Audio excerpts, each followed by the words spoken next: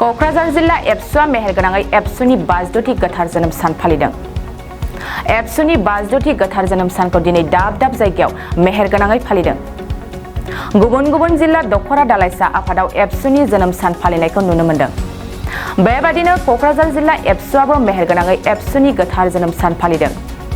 क'क्राझार जिल्ला एबसुआ गावनि मावख'आव गासै बिबानगिरिफोरनि नुजाथिनायाव एबसुनि गोथार जोनोम सानखौ फालिदों।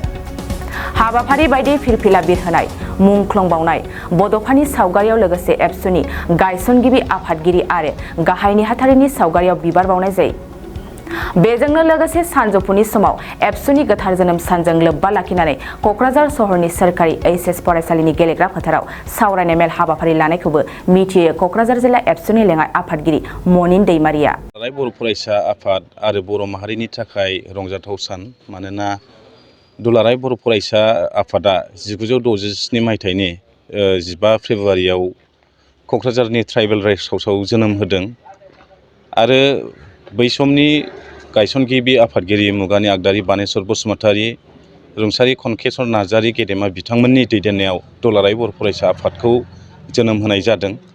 आं गिबियावनो दिनैनि बे गोथार सानजों लोब्बा लाखिनानै जाय गेदेमा बिथांमोनहा दुलाराय बर' फरायसा आफादाव बिबान लानानै बर' माहारिखौ बे बुब्लिसिम दैदेनबोबाय, दिनैनि बे 52थि जोनोम गायसनथाइ सानजों लोब्बा लानानै बै गेदेमा बिथांमोननो आङो खुलुमनाय सिबिनाय आङो जासिहरदों। मानोना बिथांमोननि दैदेननाय, बिथांमोननि गावखौ बाउसोमनायनि थाखायनो बर' माहारिया बे बुब्लिसिम सौफैदों। मानोना जोङो मिथिगौ, जारिमिना जोंनो फोरमायो, 1967 मायथाइनि 15 फेब्रुवारियाव एबसुखौ जोनोम होब्ला बिनि सिगां समनि जे जारिमिन आबै आबौमोनहा जोंनो फोरमायदों, गुबुन गुबुन हारि माहारिफोरजों, जौगानाय हारिफोरजों जों बर' माहारिया नासयजाबोनाय, गादबजाबोनाय, मुगैजाबोनाय, बै थासारिनिफ्राय मुक्ति मोननांगौनि थाखाय दुलाराय बर' फरायसा आफादखौ बै समनि दैदेनगिरि गेदेमा बिथांमोनहा जोनोम होबोदों। आरो जोङो मिथिगौ, जों सरखारनिफ्राय सिबिं गरसेबो बर' हारिया सोमावसाराजासे, जोङो सरखारनि हेंथायै खुद्रिया जासे जों सिबिं गरसेबो मोनबोआखै।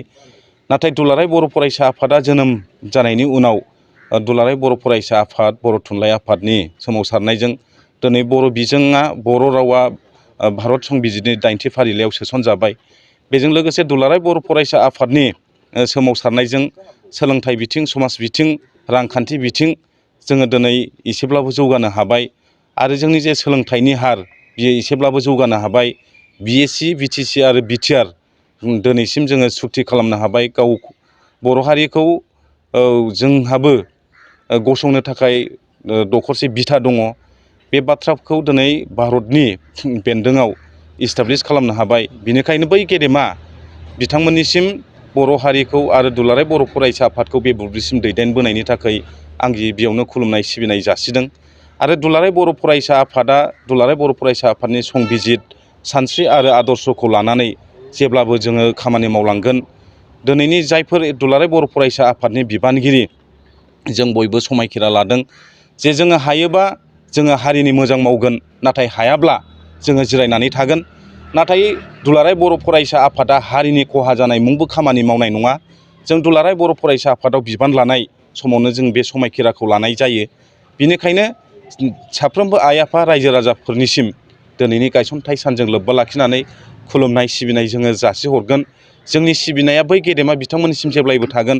मानोना बिथांमोननि मदद आरो हेफाजाब, आइ आफानि मदद आरो हेफाजाबजों दुलाराय बर' फरायसा आफादा दिनैनि समसिम जोङो सफैबाय।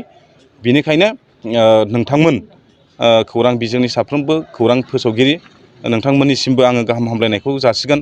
जेब्लाबो जोंनि हाबाफारिफोराव जोंखौ मदद आरो हेफाजाब खालामनायनि थाखाय आरो दुलाराय बर' फरायसा आफादखौ हाबा मावनायाव थुलुंगा होनायनि थाखाय आङो बे समाव नोंथांमोननिसिमबो 52थि दुलाराय बर' फरायसा आफादनि गायसनथाइ सानजों लोब्बा लानानै आङो गाहाम हामलायनाय आङो जासिहरदों। आफाद जों क'क्राझार जिल्ला हिसाबै फुंबिलिनि जेनाखि जोंनि आफादनि गोथार फिरफिला बिरहोनाय आरो जोंनि गेदेमा गायसनगिरि आफादगिरि, गाहाय नेहाथारि, लोगोसे बड'फा उपेन्द्रनाथ ब्रह्म बिथांमोननि जोङो मुसुखायाव दायो जोङो बिबार बावखांबाय।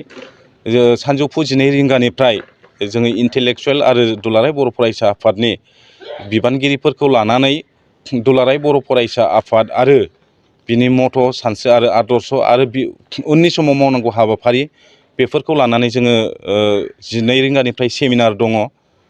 बिनि उनाव जोङो 3 रिंगानिफ्राय जोङो रेलि जोङो खालामगोन। फारसेथिं आथिखालाव गोबां बेबायदि जेंनाफोरबो दं जे समाज बेरेखा दिनैसिमबो खोमसि फोथायनायजों दायना जुगुना साननानै गावजों गाव हेरेसमेन्ट होलायनाय बे थासारियाबो जोबनानै थाङाखै। उन्दै बैसोआव हाबा जानाय दिनैसिमबो खमायनानै थाङाखै, जोबनानै थाङाखै। बेनिखायनो बे समाज बेबस्थाखौ लानानै जोङो दिनै क'क्राझारनि हायार सेकेन्डारिनिफ्राय लानानै जोङो चिलड्रेन पार्क बिसिम जोङो रेलि खालामगोन। बिनि उनाव जेसेबांनाखि जोंनि गेदेमा मुंख्लंफोर दङ, बै मुंख्लंफोरनि गोजोन जिउमानि थाखाय जोङो मोनाबिलियाव आलारि बाथि फोजोंनाय बे हाबाफारि बायदियैनो जोङो दिनैनि 56थि गायसनथाइ सानजों लोब्बा लानानै बे हाबाफारिफोरखौ क'क्राझार जिल्ला एबसुआ खुंफुंनो थाखाय जोङो थाम थिम जादों।